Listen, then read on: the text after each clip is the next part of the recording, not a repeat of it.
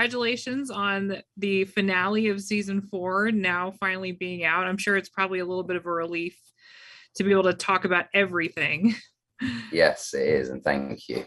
It's been really fascinating watching your journey this season because we discover that not only are you only playing one character, but you're technically playing 3 characters in one. I think that's a little more accurate to say.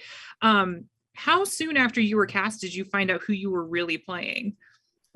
Good question. So the process was an interesting one in terms of being cast. So I'm sure you've read or might have heard, I had 2 sets of sides from other projects that was given to me for the first tape, and then 1 set of sides, dummy sides from the show. And then I made a mood board, and then I went to go and meet Matt and Ross and have a conversation with them. And it was at that point that they kind of told me everything. And it was at that point that I sort of was basically given the opportunity to work with them. So it was very, very early on. I knew pretty much everything bar a couple of things that we find out in this in this volume. So yes, it was quite soon. And I had kind of pieced together as well, given the sides that I was given from Primal Fear, that particularly for Henry, he was manipulating Elle, but also having to act in a certain way in order to survive his environment. And then when she meets when she kind of comes in at the end of episode 7 and meets his true feelings, that's when everything had kind of dropped. So I knew pretty soon is the answer. Was your role as Vecna, was that something that was kind of withheld from the rest of the cast for a certain point? Like, was there a period where only very few people knew who was actually in the suit, or was that something that everybody kind of knew up front? Everybody sort of knew it. They at the read through in March of 2020, before everything went mad, I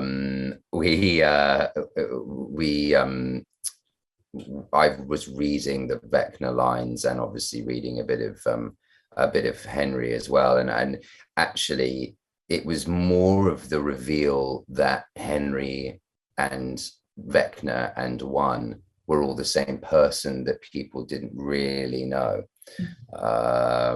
We didn't even get up to, I believe, in the read through episode 7. So I think we just had gotten to 6. I might be wrong there. But yeah, I think that was the biggest reveal for everyone. But Vecna people knew pretty early on, just because there was so much work involved in having to make everything beforehand. Mm-hmm. I mean, speaking of how much work went into this character, the prosthetics are incredible, but they also look very all-encompassing.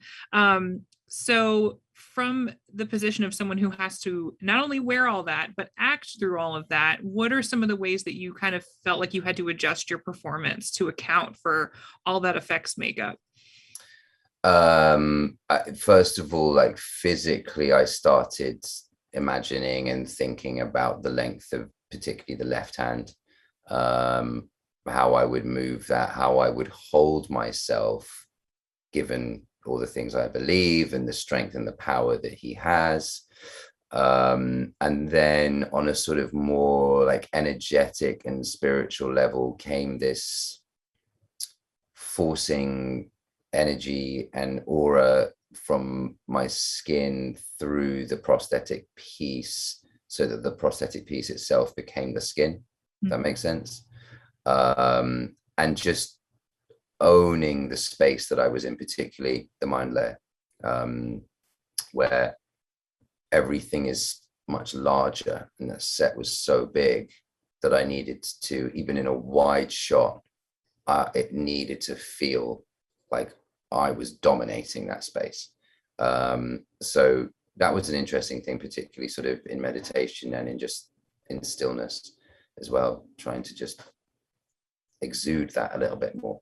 did you have a Vecna playlist or any other like character like songs or anything that you would listen to kind of get into that headspace?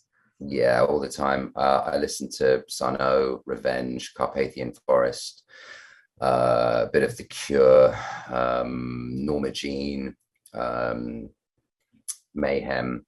So a lot of kind of darker black metal. And Burzum. I mean, the list is kind of endless. So yeah, I'd always have that on, and I've said this a few times, but low frequency sound for me is something that really grounds me. So I'd also listen to a lot of low frequency sounds, and yeah. So I do have a playlist, and even now, if I need to, it just made me feel powerful in an interesting way. It was strange. It was odd. Music has that ability. We definitely get the final confrontation with Vecna at the end, at the finale, but there is a sense that business is not left unfinished. So does this mean we can safely say that we will see you again in season 5? You can safely say whatever you like. My lips are very sealed, very, very much sealed in terms of season 5. I'll Matt and Ross, I'm sure, have plans and designs. So we'll leave it up to our captains to tell everyone what they are thinking. Fair enough. All right. Well, on that note, I am all out of time, but thank you so much for taking the time out of your day to sit and chat with me about this show. It has been so much fun to see you get to be bad on Stranger Things this season, and I hope we get to see more. You're very kind. Thank you so much, Carly. I really appreciate your time today, and thank you for a lovely interview. Appreciate it. Thank you. All right. Take care.